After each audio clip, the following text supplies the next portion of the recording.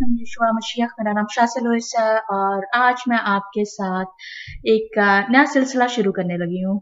मैं एक्चुअली आपको कलाम मुकद्दस में से हर बार कुछ ना कुछ हवाले दूंगी ताकि आप जो है वो खुद सोच सकें कि कलाम मुकद्दस जो है वो क्या कहता है और खुद उन बातों पर गौर कर सकें, क्योंकि बहुत से लोग जो हैं वो जब मेरे से बातचीत करते हैं तो वो अक्सर कहते हैं कि कलाम मुकद्दस में तो ऐसा कुछ दर्ज नहीं है, या फिर कलाम मुकद्दस की बातों को जो है वो सही तौर पे समझ नहीं पाते हैं।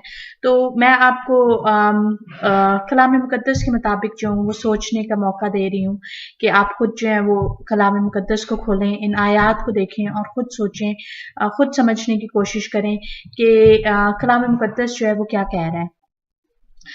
आज जो मैं आपके साथ मत्ती की अंजील उसका 5वें बाब की 17 आयत से 19वीं आयत तक पढ़ने लगी हूँ।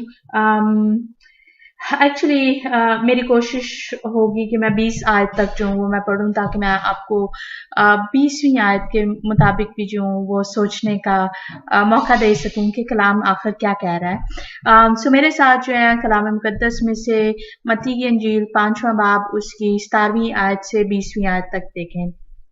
यहाँ पर जो है वो यूं लिखा हुआ है, इंग्लिश में मैं बताती चलूँ। Matthew chapter 5 from verse 17 to 20। यहाँ पर लिखा हुआ है, ये ना समझो कि मैं तौरेत या नबियों की किताबों को मनसूख करने आया हूँ। मनसूख करने नहीं बल्कि पूरा करने आया हूँ, क्योंकि मैं तुमसे सच कहता हूँ कि जब तक आसमान और जमीन टल ना जाए, एक नुक्ता या एक शोशा तौरेत से हरगिज ना टलेगा जब तक सब कुछ पूरा ना हो जाए। बस जो कोई इन छोटे से छोटे हुक्मों में से भी किसी को तोड़ेगा और यही आदमियों को सिखाएगा, वो आसमान की बादशाही में सबसे छोटा कहलाएगा। लेकिन जो उन पर अमल करेगा और उनकी तालीम देगा, वो आसमान की बादशाही में बड़ा कहलाएगा।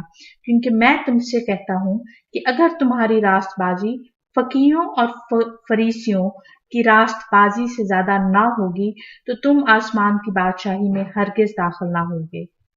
ओके, सो कुछ पॉइंट्स आपको सोचने के लिए दे रही हूँ।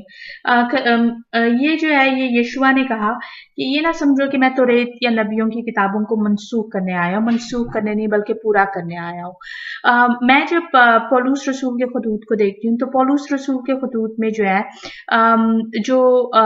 शायद आपको इल्म हो कि खुदावंद की ईदें जो है वो क्या है और खुदावंद की ईदें जो है वो कौन कौन सी हैं, बहार की ईदें कौन सी हैं, खजां की ईदें कौन सी हैं। जब मैं पौलुस रसूल के खतूत को देखती हूँ तो पौलुस रसूल के खतूत में जो है वो मैं बहार की ईदों के बारे में पढ़ता हुआ देखती हूँ कि पौलुस रसूल जो है वो कह रहे हैं कि कैसे यशुआ ने जो है वो बहार की ईदों को पूरा किया है। मगर उनमें से कहीं पर भी जो है वो मुझे उन आयात में खजां की जो ईदें हैं उनके बारे में जो है वो नहीं दिखाई देता कि यशुआ ने जो है वो उनको पूरा कर दिया। ये यशुआ कह रहे हैं कि ये ना समझो कि मैं तौरेत या नबियों की किताबों को मनसूख करने आया हूँ, मनसूख करने नहीं बल्कि पूरा करने आया हूँ। आप जानते हैं कि यशुआ ने जो है वो बहार की ईदों को कैसा पूरा किया है, और तौरेत और नबियों की किताबों के मुताबिक जो है अभी जो बाकी जो ईदें जो है वो उनका पूरा होना बाकी है। तो वो अगर वो पूरी नहीं हुई है और अगर यशुआ के कलाम के मुताबिक जो है वो मनसूख भी नहीं हुई है, तो क्या इसका ये मतलब नहीं कि हमें अभी भी उन पर अमल करना चाहिए, अभी भी हमें उन्हें मनाना चाहिए।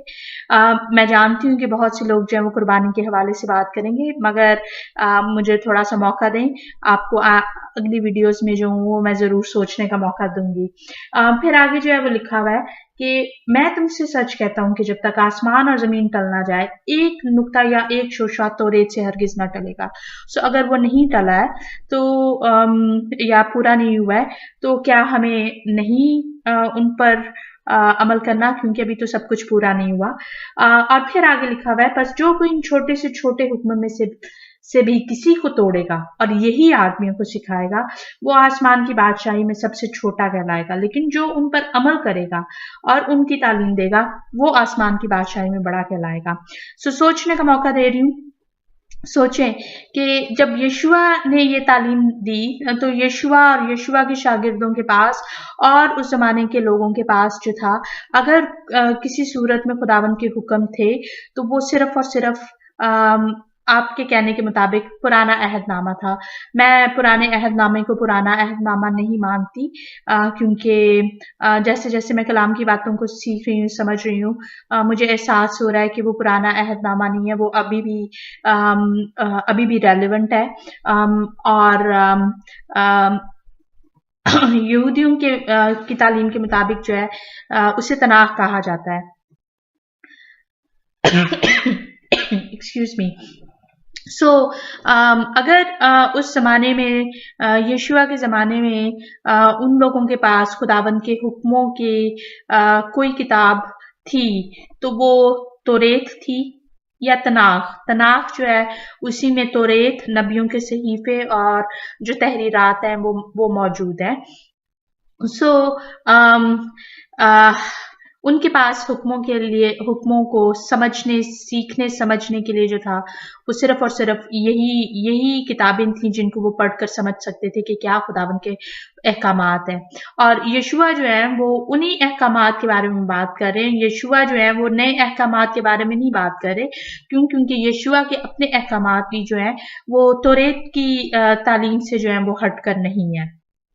फिर यशुआ ने कहा कि 20वीं आयत में, क्योंकि मैं तुमसे कहता हूं कि अगर तुम्हारी रासबाजी फकीहियों और फरीसियों की रासबाजी से ज्यादा ना होगी तो तुम आसमान की बादशाही में हरगिज़ दाखिल ना होगे। सो फकीहियों और फरीसियों की रासबाजी से ज्यादा ना होगी। ये भी सोचने की बात है कि फकीहों और फरीसियों की जो है वो रासबाजी क्या थी। आप उनको जो है वो किस तरह से सोचते हैं और समझते हैं। क्या आप अपने आप को उनसे ज्यादा रासबाज समझते हैं? क्योंकि ये मैं नहीं, ये कलाम मुकद्दस कह रहा है, यशुआ कह रहे हैं कि अगर तुम्हारी रासबाजी फकीहों और फरीसियों की रासबाजी से ज्यादा ना होगी तो तुम आसमान की बादशाही में हरगिज़ दाखिल ना होगे। उम्मीद है कि आप जो है वो जरूर इन तमाम आयात को खुद देखेंगे, खुद सोचेंगे, खुद समझने की करेंगे और खुदावंद से दुआ मांगेंगे कि खुदा आपको अपने कलाम को समझने में जो है वो मदद करें। आप सभी को शलोम बशम यशुआ मसीह।